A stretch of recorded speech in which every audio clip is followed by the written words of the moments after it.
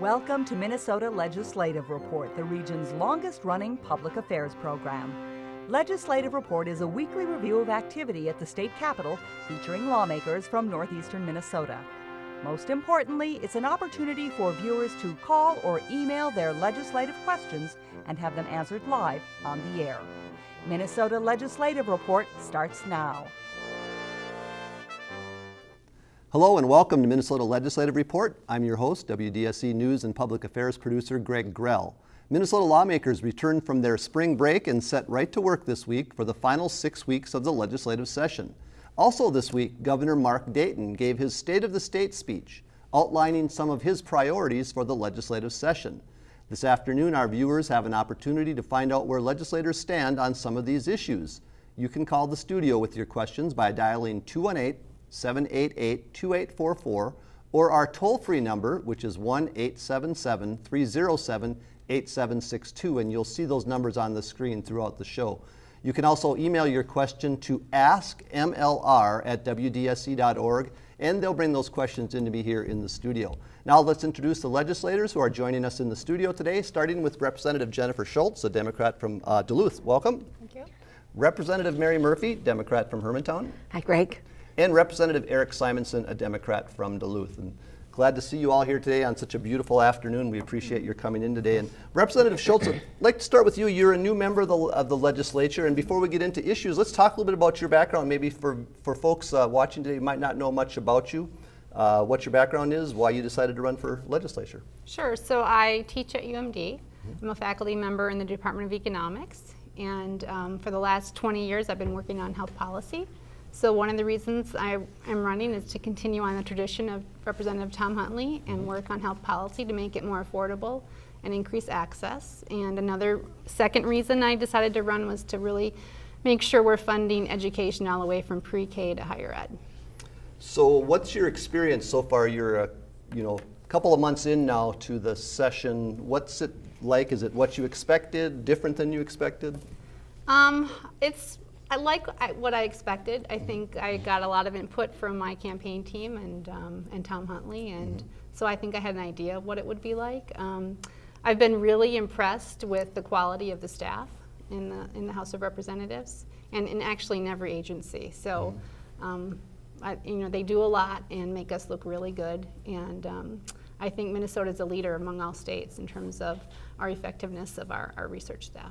And I hear that a lot from people, so it's a kudos to the staff out there. You couldn't do it without them with all the bills that come across. That's right. And one thing, you've come on at kind of an unusual time with the situation at the state capitol. We talked a little bit last week about how the capitol is in a state of reconstruction, so it's kind of limiting access for the public, meeting rooms and so on. Has that been a little bit of making it a little bit tougher for you? It's actually easier because now they're all coming to our state office building. Okay. So I've had a lot of visitors right in my office or in a meeting room next to our office, so it's more convenient to meet them in conference rooms right in our building. All right, well, we're happy that you're here, and we'll be getting to some more questions throughout the day. Representative Simonson, this week Governor Dayton gave his State of the State speech, and during the speech he said it's the moment of truth for the legislature. What do you think he meant by that? Well, Governor Dayton is very good at laying out his position and then sticking to it. And I think we heard a very strong and consistent message in his State of the State address. But I do think that he expects the legislature to, step up to the plate and help him resolve what he thinks are some pretty critical problems. One being education funding, and a very close second will be transportation funding. So I think he's definitely expecting the legislature to step up and carry some water and help him get those two things done. And Representative Murphy, you've certainly seen quite a few State of the State speeches. How did you think the governor did, and what did you think of some of his policy statements? Well, I think that what Erik said, his strength is to present a proposal to the legislators in many different ways. And the message that we received Thursday night was a reiteration of what he had already said. And these were his priorities, and these were what his expectations were for everything. And he wasn't planning on bullying us in any way, just reminding us that transportation, health care, children and families and jobs across the state are very, very important, and that it's up to the legislature to get together with each other and the House and the Senate to develop their positions and then bring them to him. If we change what he's asked for, we better have good reasons for it. And if we don't arrive at his conclusions, we probably will be reminded one more time at least of what his priorities are. And Representative Schultz, both lawmakers with you here mentioned the governor's statements about the education, and I know that education funding, and I know that's a big issue for you. And talk a little bit about what you see so far and what your concerns are with education funding. Well, we're number 24 in per pupil's funding for education. So we're talking K through 12. K through 12, right? So I think we can do a lot better in Minnesota, and revisit the Minnesota Miracle, but reinvest in education. And the governor has proposed a lot of funding all the way from age 0 through higher ed. And one of his big push is all-day pre-K for 4-year-olds and funding that. And he's very serious about that. Now there's some, this is somewhat controversial because it costs so much money, but and a lot of other people want to invest more in Head Start and start earlier. So he's asked for about $250 million from 0 to 4, and I think around $350 million for pre-K. So he's making substantial investments, and with the $2 billion surplus, I think it's doable and feasible, as long as we continue collecting more revenue. And in February and March, our revenue forecast, or the revenue coming in, has been actually greater, tax revenue, than what was forecasted. So it's plus 100 million. And that has a lot to do with increasing taxes on the very wealthy in Minnesota. So, the Republicans, their solution or answer to everything is cut taxes, cut taxes, cut taxes. I hear that a lot from the other side. And they almost sound like robots, but but that's not what we're doing. Like Governor Dayton said, is Minnesota is working. What we're doing, our policies are working, and we need to make an investment now. The other issue besides education is transportation. And we have not funded transportation historically. We've just delayed. And so when people say, one option is a wholesale tax on gas or on oil, and it's, it's high according to some folks, but that's because we haven't been funding it. So we just have to make up ground to fund it. And when you can't really make comparisons to other states because other states continued to fund it and we did not. So we do have to invest in our infrastructure and transportation. Representative Simonson, you serve on the Job Growth Committee, and one of the things I hear over and over is about the importance of education. And is that a concern for you, that we need to have an educated workforce and that we're not properly funding it? It's one of the top concerns that employers bring to that committee is the lack of skilled workers entering the workforce. And as our demographics change now, and we're approaching this period in time where we'll have so many folks that are eligible to retire, it's becoming more and more of an issue. And it's got to be like one of the top 3 things that we talk about in that committee is how do we continue, or sort of, how do we accomplish this skilled workforce that employers are demanding? And it's a difficult discussion to have, because part of the problem is we have shifted so much of our trades training out of the high schools that that really used to be kind of the inroad into a particular chosen career, and a lot of those options are gone now in many school districts. So we're left to try to come up with some alternative plan, but employers are just scrambling for employees, and it's going to get worse as our demographics continue to age. One thing that we haven't talked about yet, and Representative Schultz, being that you are a teacher at a college, is higher education. What's the situation right now with funding for higher education? What's your feeling on that? Well, it's pretty dismal. The Governor Dayton is requesting a tuition freeze for 2 years for MnSCU and the University of Minnesota system. He's pledged to fund the medical school $30 million and wants to make sure that the University of Minnesota MSU gets their full request, but I don't think that's going to happen. And over the last, 15, 20 years, we went from, a significant portion, over 50%, state funding, and now at UMD it's down to around 20% state funding. And system-wide it's a little bit higher, but we've lost a lot of funding over the years, and UMD is really struggling financially right now because we're so tuition dependent. But UMD is very efficient. Our instructional costs are the lowest in the system. So we're a very efficient, very lean system, and what I can do as a legislator is get the total request for the system.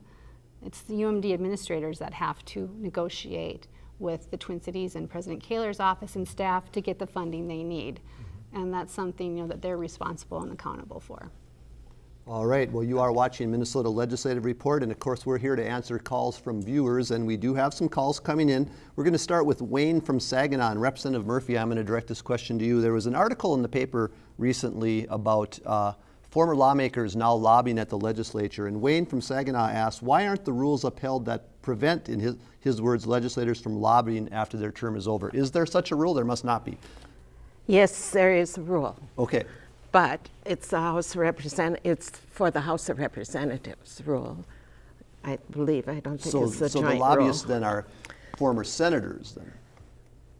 Well, no, it's the House of Representatives too. But once you leave the House of Representatives, the House of Representative rules do not compel anybody to follow them. And so there's no meat in the rule unless it's self-imposed.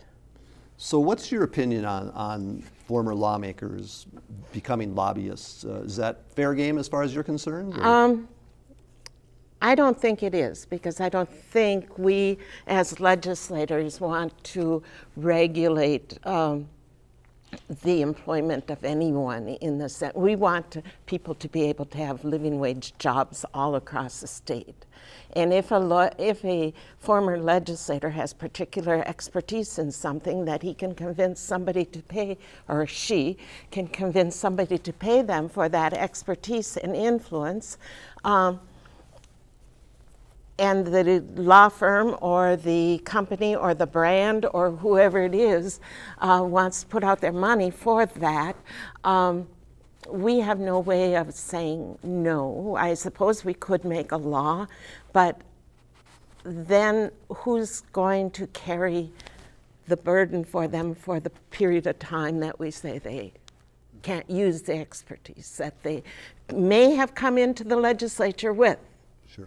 We don't know what they've been hired to do, if they've been hired to do the same thing that they were doing on a committee or not. Many of them, it's just their broad knowledge of how the legislature works that the company is buying.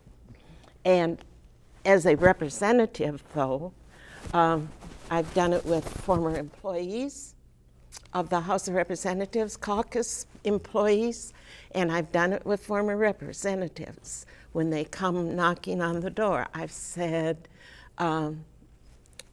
depending on what their purpose was, but I've said, please don't come for another year. Okay. Or I said to my legislative assistant, if so-and-so comes, we're not seeing that person until they have been removed from the legislative process for a while. So I do it in that way, but I don't think anybody has a particularly great advantage to come from the legislature, because that person has built up people that like him and don't like them as well, or they come with baggage if they've come just right out of the legislature. Representative Simonson, I'd just like to hear your point of view. Representative Murphy saying, I don't want to stop somebody from making a living. Obviously, these folks do have a little bit more knowledge than maybe a typical person would coming into that field, but any concerns in your mind? I don't really have any hard feelings one way or another, but I think it's a little bit disingenuous from an advocate standpoint, because I think, if I were to go back and try to become a lobbyist for somebody and go back into the legislature and try to lobby, I would be using relationships and trusts that I had built up over my time in the legislature, and I think that's a little bit misleading to the rest of the legislature, honestly, because we have a relationship as legislators, and you learn to trust certain people and people that you can count on, and then to come back and try to use that to the advantage of some particular issue or company, I think is a little bit disingenuous. And then just to make sure we've answered Wayne's question, then there are no rules that prevent a legislator from lobbying after they've left the legislature. Right. So the House rule is, I think it says that you're supposed to be away from the legislature for 1 year before you can lobby. But as Representative Murphy said, that only applies to people that are members of the House. So once you're not a member any longer, the rule doesn't really apply to you. Representative Schultz, we'll let you chime in on this one. Any opinion on that issue? Well, I don't want to dictate what people can do. A lot of former legislators, they're very limited in their jobs after they serve, especially if they've been in there a long time. So I don't think it's within my power, and I don't want it to be within my power to dictate where they can go after they serve. I mean, in some sense, they could bring a lot of knowledge, like former Representative Jim Abler. He had expertise in healthcare, and there's so few people that have that depth of expertise. As he could be a really good lobbyist in healthcare. It all depends on what his goals are and what the firm he's lobbying for, their goals are, and what policies. All right, well, we get this question every year, and I ask it once during legislative report, so we'll let Representative Simon start with this one. Representative Simonson, Gary from Cloquet wants to know, has there been any discussion about having a unicameral legislature like Nebraska has? No. And what's your opinion on unicameral legislatures? Honestly, I don't, again, it's not something that I have strong feelings one way or another, but I like the way that our system works. I think it's a very solid system of checks and balances. And I like the separation, and there's a significant separation between the House and the Senate, honestly. And I think it works good, and I think it serves the public good, because there's, two separate and distinct processes that feed into one single channel, and what you end up with, I think, is a better result the way our system works. And Representative Murphy, has there been, in your years, has it ever seriously been considered a unicameral legislature, and what advantage would there be in your mind? In my mind, I don't think there is an advantage, and I have said that since I got here. And it's, that was when the advocate from Cloquet was moderating this program. Harry was moderating this program, and it was a thing that he believed very strongly in. And I always respected his opinion, but I never, in all these years, I've never seen Nebraska at the top of the scale on models of anything for state legislatures across the country. The advantage that they say would come from it is that there would be less costs, and I don't believe that to be true. I believe we're operating within the costs of budgets that for the legislative costs to the state of Minnesota, combined House and Senate, and is right down there with the best of them. And Nebraska doesn't seem to be one of those, nor does Nebraska seem to be leading the pack at anything.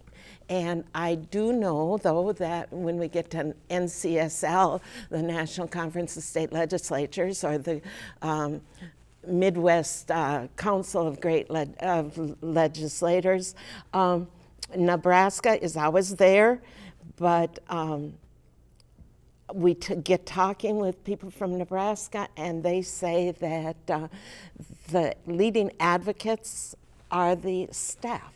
The staff has a lot more direct authority and expertise than the legislature in the legislative process.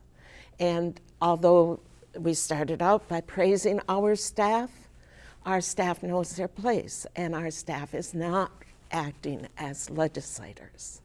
And they provide information for the legislators to make the best decisions. And that is one of our greatest strengths. And I think we're doing okay the way we are. Representative Schultz, anything that you'd like to add? I think that what our system is working, and I think it gives more representation to constituents in Minnesota. So I think it's a good thing to have more opportunities to testify in committees, even though it's more time consuming. Legislators get paid very little, so our costs are very low. When I hear a lot of people complaining about government expenses and the increase in the number of government employees, it's just false. We have a $40 billion budget over a biennium. And we only have 35,000 full-time employees working in the government. And that's everything, and MnDOT, everything. You know, remind me of a company that has that large of a budget and that few employees. You know, we don't, it's not, and since 2008, the number of FTE employees has only grown by 200. So we're a very efficient operating government system, and I think it should remain this way. Voters need more representation, not less. All right. So we've taken care of the unicameral question for this season of legislative report. Representative Simonson and also Representative Murphy, Lance, I should say, from Midway Township is wondering, and I'll start with Representative Simonson, would you support a bill for freezing, he said land taxes, I'll say property taxes for senior citizens? And if not, why not? Well, property taxes are a function of local government. That would be a question for his county board or perhaps his township board of supervisors. One thing that the legislature should not do, and I don't believe in levy limits either, but I don't think the legislature should get in the business of trying to influence local control quite to that extent. I think that's the reason we have local elected officials, and you know, folks have a process to influence their own local elected officials, so I would not be in support of such a drastic move.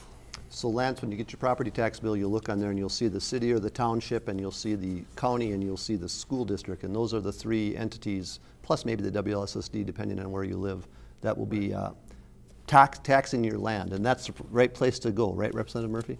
That's correct. And Larry from last week From Hermantown. from Hermantown also is asking that same question, and there are many senior citizens doing that, and it's come up in the Education Committee's discussions, in that there are some areas where schools, because the local units of government have to build their own facilities, and school districts are on the local property taxes, and school districts have to build their own schools.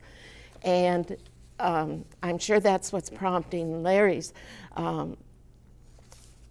request, is that if there's a school bond that's passed and that increases local school taxes, that hurts the people on fixed incomes a lot. And then they have to question, can they afford these taxes on their property? The state has tried to address that by issuing local government aids. Unfortunately, in the Proctor School District gets a much better relief, because that's over 100, almost 100 years old. The Hermantown School District is rather new in comparison to other cities in St. Louis County. Therefore, Hermantown's benefit and the property worth in Hermantown doesn't prompt as high of a local government aid as another city in St. Louis County does.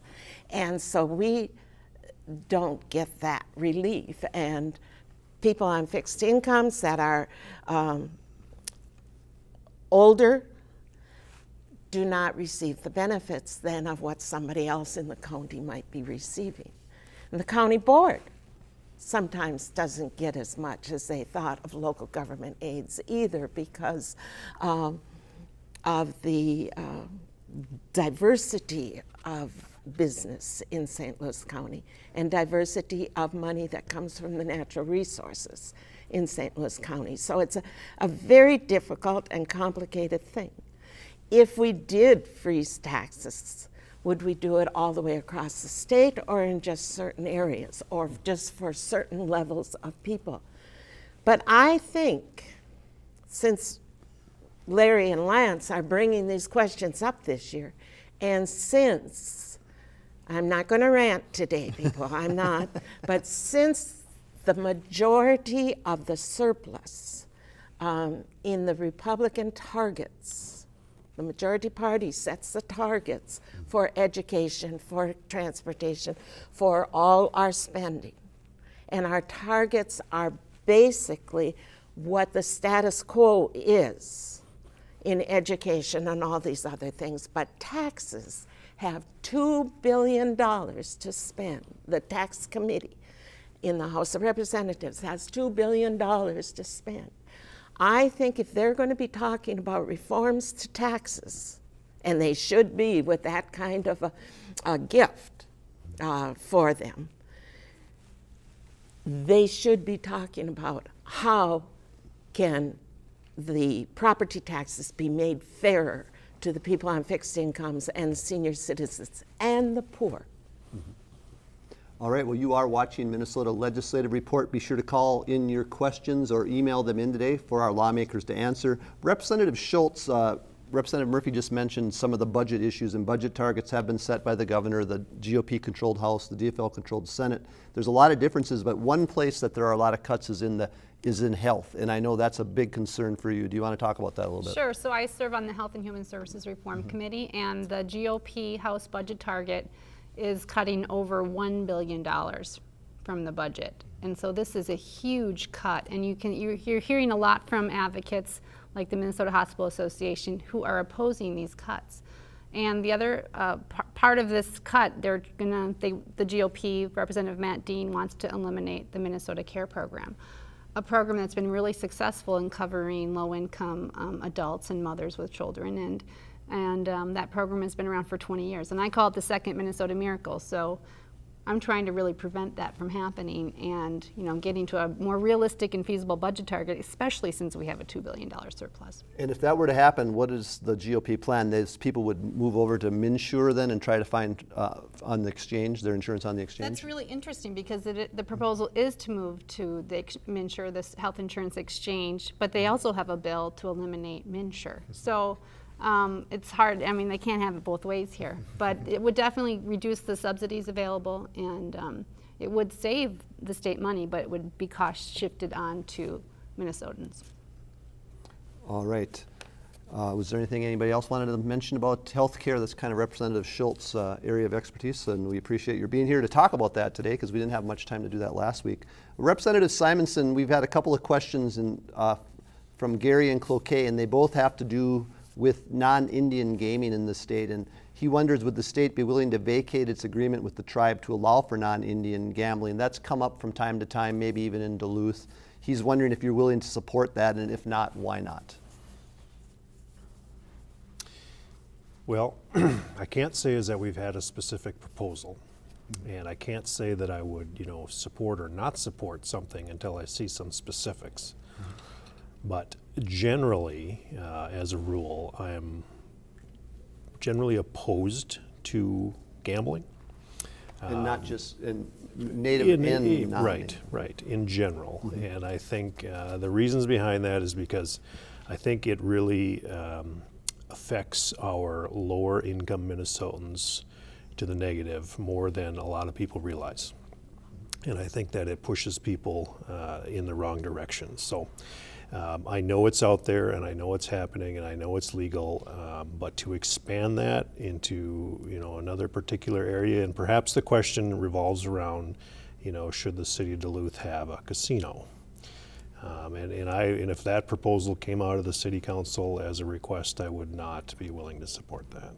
What about the state already participates in gambling through the Minnesota Lottery? It provides some funding for the state, and then there's charitable gambling as well. And you serve on the tax committee. Do you see gambling in any form as a viable way of maybe reducing taxes on citizens? Is that something that has any support at all?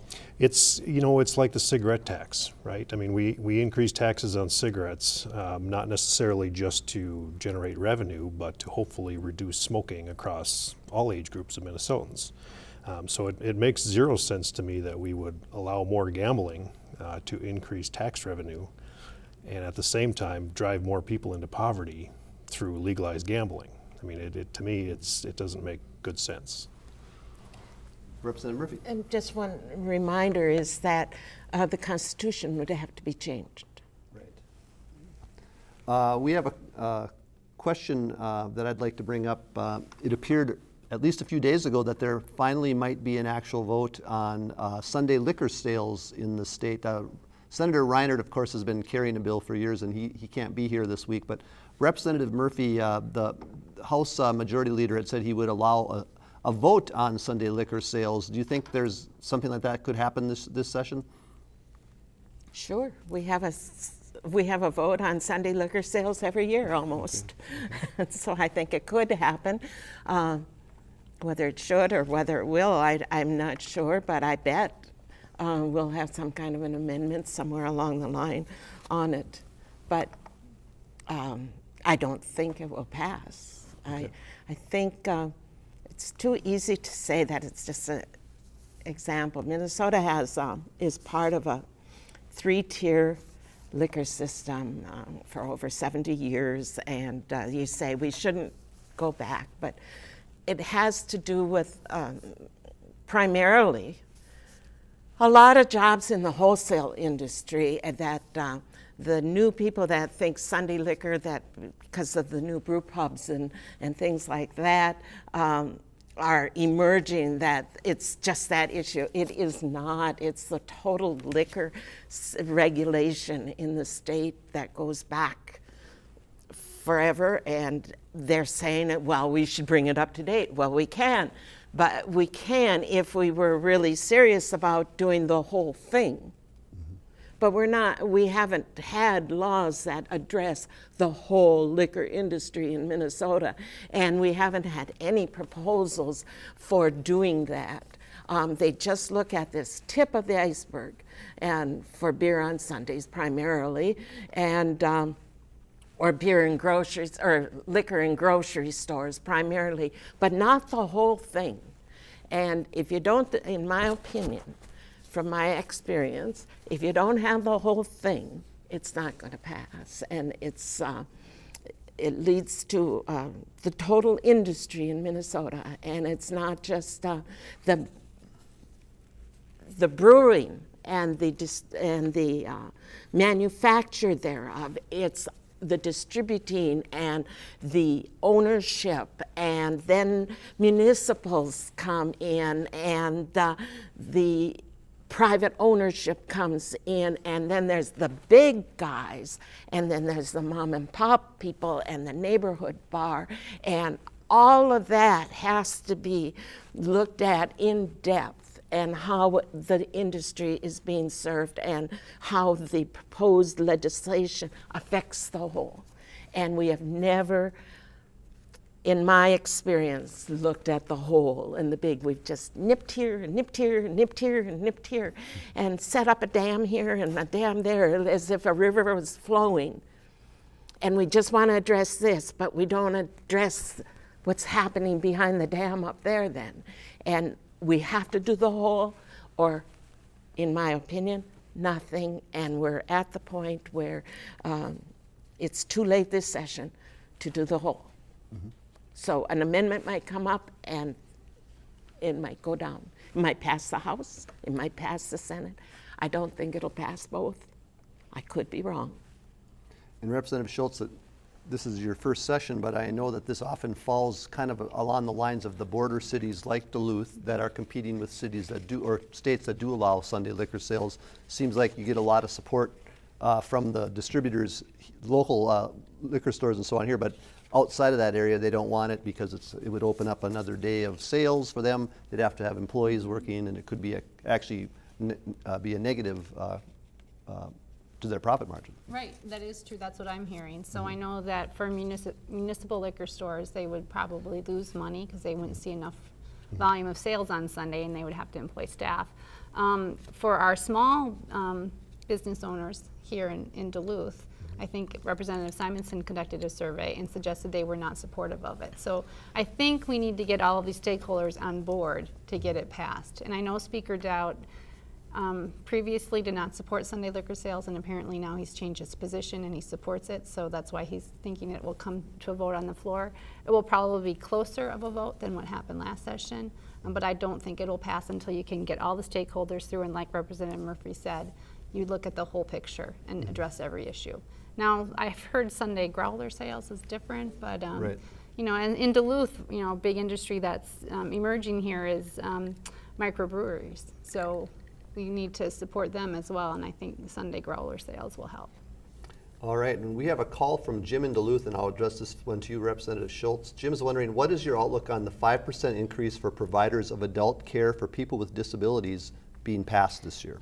Well, they're doing a great job of advocating down at the Capitol, so I think it has a pretty good shot of passing, except I don't know if the GOP is serious until we see, you know, more of a budget plan put together. They are passing a lot of bills with really expensive priorities, and I just don't think they can do it all. But I have heard a lot of support for that particular policy, and I think it may have a good shot. It might not be the whole 5%, but it might be close. All right. Representative Simonson, in the governor's State of the State speech this week, he talked a little bit about the Republican plan to cut taxes as a way of giving back some of the surplus, and he is definitely opposed to that.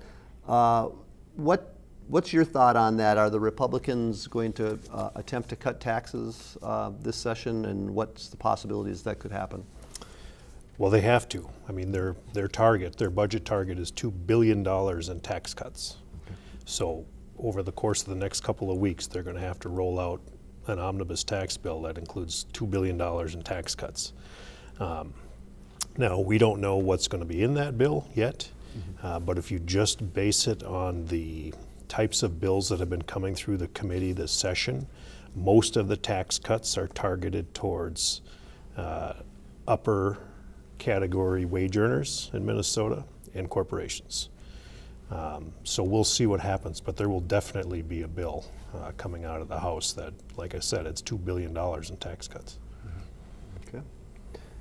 Representative Schultz, one thing that we haven't had a chance to talk about yet, but has been kind of a big issue, and that's the buffer zone issue for, and you serve on the Ag Committee. I know agriculture is really concerned about this. The governor seemed to be advocating for compromise at a State of the State speech this week, but talk a little bit about what that buffer zone bill is all about, and what so viewers have a little better idea of what that is. So I know that Governor Dayton has been working on this ever since he was doing economic development on the range. So it's been over 30 years, and we haven't done anything. And you know, this session, this is his last term as governor. He wants to get things done, and this is one of his priorities. And so he did talk about it in the State of the State address.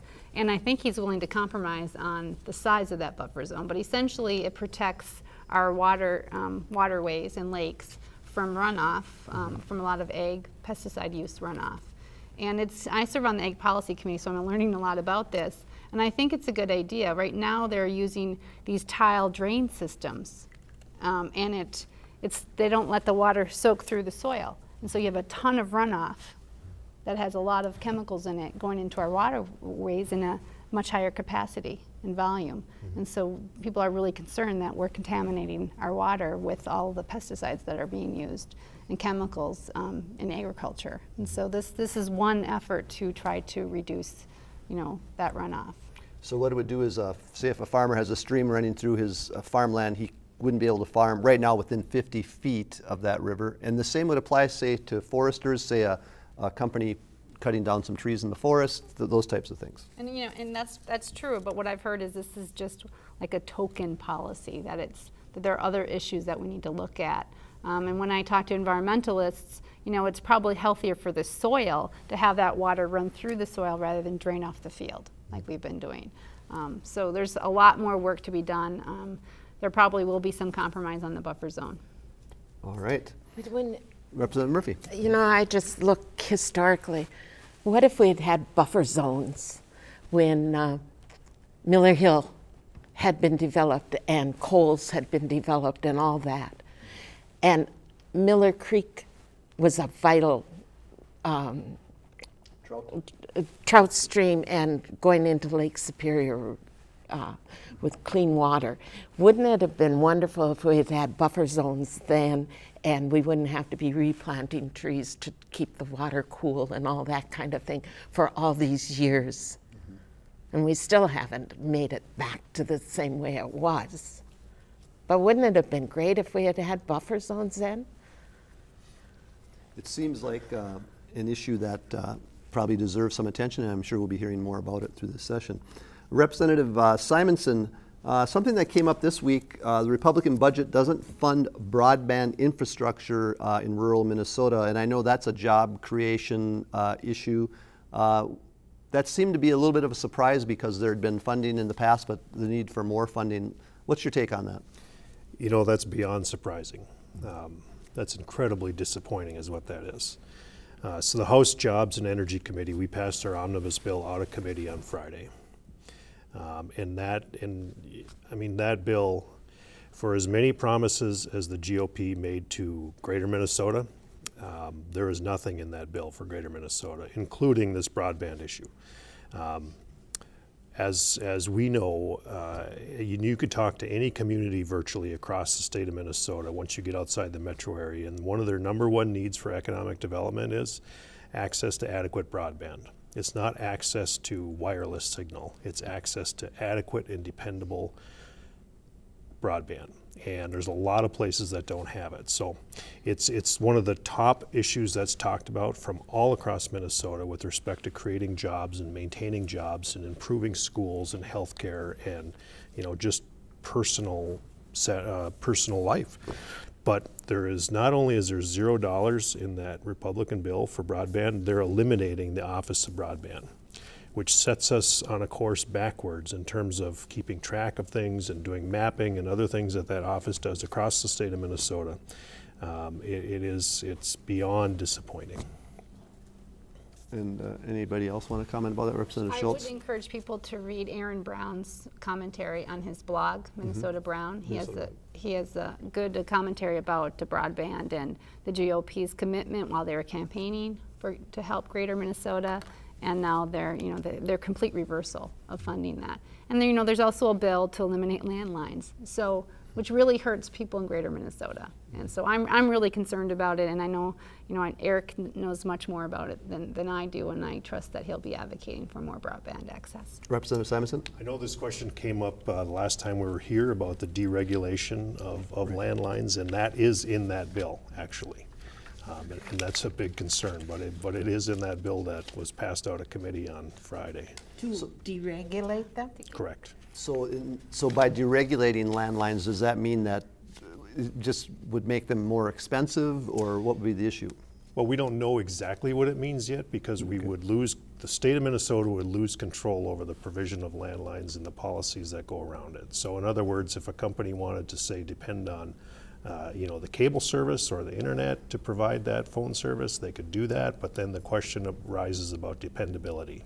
Okay. And I think what the state of Minnesota wants is that for anybody, whether you're a farmer or you live in the city or you live in rural Minnesota, you pick up that phone and you should have the ability to call 911 and assume that it's going to work. Mm-hmm. And we've gotten large numbers of communications from our constituents saying that that's a dangerous thing for them. They are very vehemently opposed to deregulation of those landlines. And it would mean that their costs would go up significantly in many areas. Well, it sounds like that's something we're going to have to pay attention to because that was something that I was not aware of. So it's good that you brought it up. Thank you. Representative Schultz, when we had our first show 2 weeks ago, you weren't here. We talked a little bit about the bonding bill. Some good things in the bonding bill for Duluth. I know you had some comments about it when the bill first came out, or the governor's proposal first came out. Your thoughts on bonding, and we're not sure if it's going to happen, but it seems like there might be some movement on it in the last few days. Yeah, so all of the projects from the governor, it's about 850, and it's a lot for a non-bonding year. Right. There's a lot of great projects for Duluth. there's also planning for projects for next session. So for UMD, we're hoping to get planning money for a new chemistry building on campus. There's also talks of planning money for an academic health center that would house our healthcare professional group programs, which is something we desperately need to invest in programs that focus on training healthcare professionals to practice in rural areas. So not many people know this, but the med school on the Duluth campus is rated #1 in the country for training practitioners that go in rural areas. They have about a 50% rate of those who they train, physicians they train, go and practice in rural areas. So it's the highest in the nation compared to other programs where it's about 8% practice in rural areas, graduates. So we need to make sure we're investing in those areas for those bonding projects. But we're hoping to get projects to help homeless youth, and beds for those individuals. And we're hoping to do bonding for the steam plant, to convert that, and Superior Street. So there are a lot of great projects. I know WLSSD needs money to do their conversions to operate more efficiently and more green. So we're hoping that Duluth will be a priority for the governor in bonding projects. All right. One thing that we did not talk about, and it's one of the bills that has already passed, and that was a bill about a new child abuse protection measure. It passed unanimously, and there are more bills to fight child abuse expected. Representative Murphy, can you talk a little bit about the child abuse bill that's already been passed and what it does? No.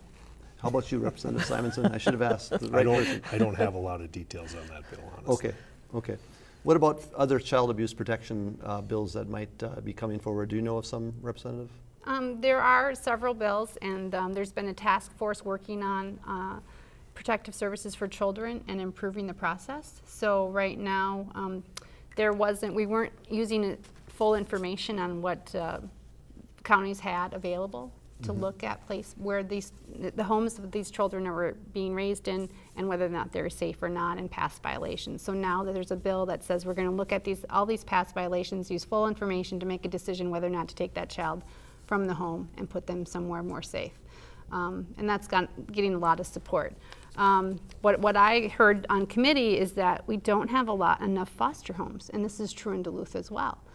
Once we find that the child needs to come out of that home that is not safe, there's not a place to put that child. There's short-term for high-risk children, but nothing long-term. And so I think we need to look at the regulations and the process to become a foster family, and make it easier to encourage more people to become foster parents. All right, and we're winding down now, the final 10 minutes of today's show, so we're going to try to get to a few more questions before we're out of time. But Representative Simonson, this is kind of a more generic question, and Representative Murphy has mentioned in the past some of the input that you receive from constituents.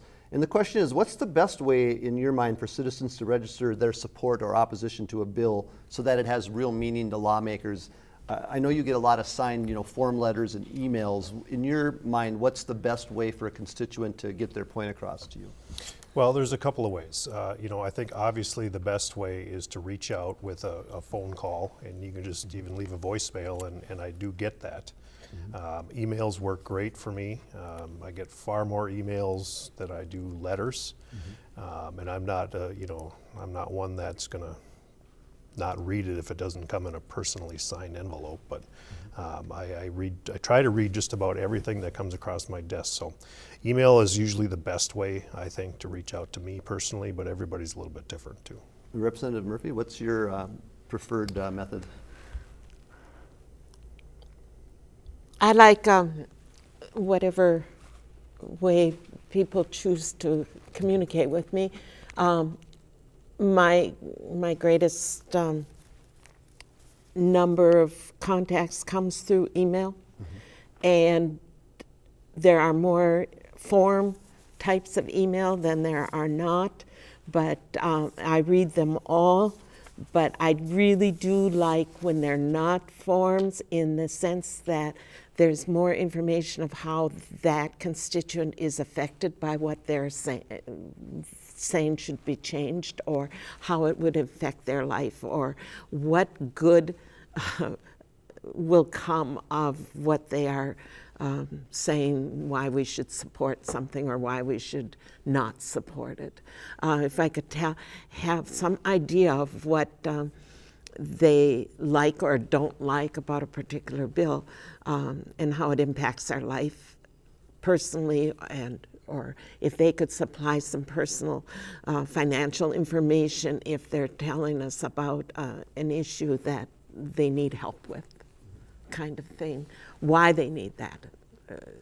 Some background. We don't know what the issues are by House File such and such and such and such, or Senate File 1, 2, 3, 4. We don't have all that. And sometimes people communicate and we don't get back to them in a timely manner because although we have very excellent staff, they are not miracle people and they do not work all hours of every day. And we each share a third of a person to do our scheduling, to do our communications, and keep us on track. And there are 2 other people that have equal number of contacts, and so it's hard to get back. And Representative Schultz, now in your experience so far, what is your preferred method of contact? Well, I think the fastest is email, and I do appreciate personalized email more than form emails. Right. But when we get form emails, then we know that there's a problem with this bill for a lot of people, a lot of our constituents. For example, I co-authored a bill for improving the way that parents can ask for a waiver for vaccinations. And I got a lot of form emails for that, both pro and con. It would have been better, I think, to personalize those emails. But we are inundated by email. And I try to answer all my own emails personally. And so it takes a significant part of our time. I also appreciate letters in the mail. And if it's a complicated issue, I really like to sit down with constituents and talk to them about it face to face. So I try to do constituent services when I'm in Duluth, which is Friday, Saturday, Sunday, and Monday. But now we're getting busier, so we're going to have daily sessions, so those contacts will be reduced. Sure.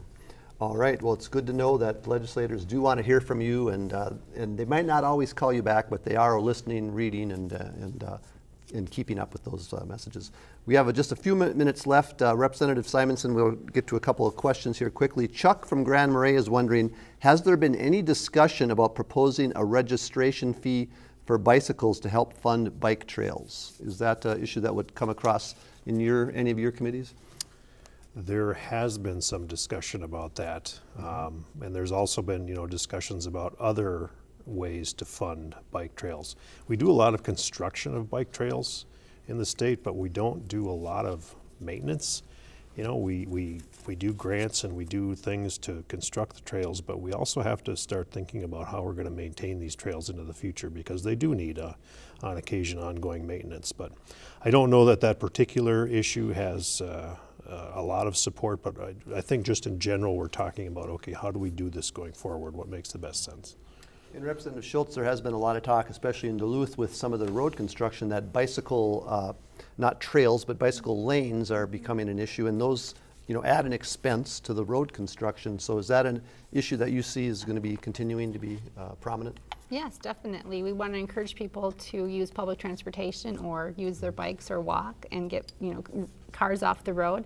One of the issues is that usually we use legacy funds to invest in our trail maintenance. And the GOP is going to be reducing legacy funds and using that, I think, to fund roads and bridges rather than trails and public transportation, which is really, really unfortunate for Duluth. So funding trails, bicycle trails, and other are still going to be an issue going forward, obviously. Jim from Hermantown has a question. I'm not sure who would be best to answer this one, but he is wondering, is it possible to fine or sue the companies and or countries, and I'm assuming shipping companies, responsible for the invasive species in Lake Superior? We don't have anybody on an environmental committee here. I've never heard of an idea like that before, but would there be any? I'm on the Great Lakes Commission. Okay, and so yes. one of the priorities are invasive species. Yes. And I think there are a lot of external costs that we should make people responsible for, and that might be one option that we could investigate. And invasive species, there's many of them now in the Great Lakes, and is there still a pretty big problem with invasive There's species? a huge problem with invasive species, and it's only going to grow unless we do something about it soon. All right. Well, that is about going to do it for Minnesota Legislative Report. I want to thank Representative Erik Simonson, Representative Mary Murphy, Representative Jennifer Schultz. Thank you for spending your Sunday afternoon with us today, and we'll be back again next week. And thanks to everybody, of course, who joined us today, and to everyone who called or emailed in with questions. Now make sure to tune in next week for another edition of Minnesota Legislative Report. We'll be back. For the crew here at WDSC, I'm Greg Grell. Thanks for watching, and have a great evening.